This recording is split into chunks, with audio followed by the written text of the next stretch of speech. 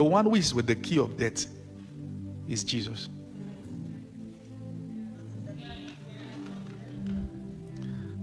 If you decide to die young, it's because of ignorance.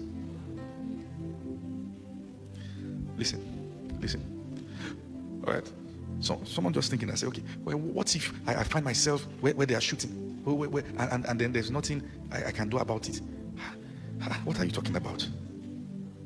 Well, the fact that you are thinking like that shows that we need to take that mind to a mechanic workshop. Then we need to change the engine oil, remove some screws and fine tune, and particularly some movies. We need to remove some movies and take you off movies and put you on scriptures. Listen, look at this. You know, even Joseph didn't have eternal life. His brothers were thinking whether to kill him or not. But they could not make the decision that he should die. That decision was not, listen, the fact that they were the one talking doesn't mean it was left to them to decide. Do you understand what I'm saying? There was a force leading him beyond their decision. At the end of the day, the worst they can do is to position him exactly where God was waiting. That's the life that we have. I am not teaching this to excite you. I am teaching this to bring us back to the basics. This is the basic. We have a life. Now, listen. Why should you learn about this? That life is not just powering your existence. No. That's the life. Hold on a minute. Look up. Look at me, everybody. All right? I understand that this is Atlanta. If this is Nigeria, I'm sure we'll be on Gen for a reason. Relax. Even Ghana too, so Ghanaians. We are brothers. All right, so listen. Once you put on your generator, do you know what the generator is? Okay. You should know. Come home. Once you put on your generator, everything that requires electricity is connected to it. That life is not supposed to just power your spiritual life.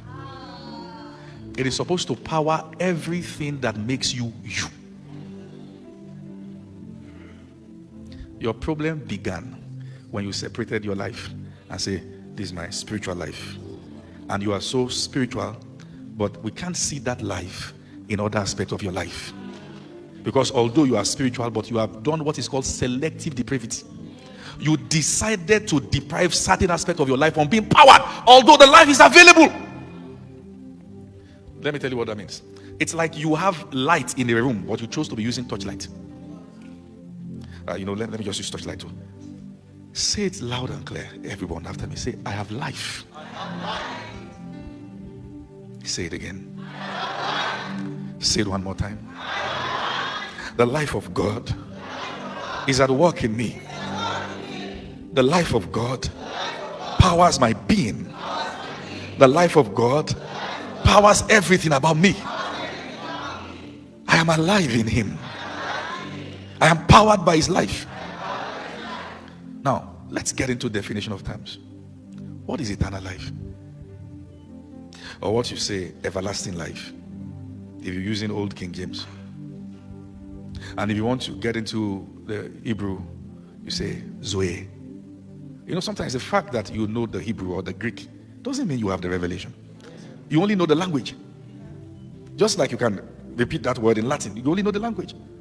What is eternal life? It is life in quality and quantity as God have it. It is the exact life of God extended to us in quality and in quantity. Now you need to understand that it is both qualitative and quantitative. Your mind has been able to carry a bit of the qualitative. Your mind struggles with the quantitative. Over the years, we've had seminars around the quality. But hey, you don't believe the quantity. Oh, no, you don't. And I can tell you why. You don't believe the quantity. Like I said, everything around us preps us for death. The conversations, the movies, the things you see, the stories around, the news flying about cancer. Don't eat that, because once you eat that, you are prone to cancer. Don't drink that. If you drink that, you're going to be prone to cancer. Don't use that skin care product that you're going to be prone to cancer. You don't need diabetes. Don't use it. Listen, if the sin problem has been solved, the death problem was also solved. If the death problem is not solved in your life, it is only still hanging around your consciousness. And you see, sometimes the consciousness, our consciousness is so deep, we need a lot of excavation to get things out. Now, many people quote scriptures like Psalms 90 verse 10. When there was a lamentation. Hope you know Psalms 90 verse 10 is a lamentation. Are you aware? That's a lamentation. Look at it. And Psalms 90 verse 10 was not actually written by David.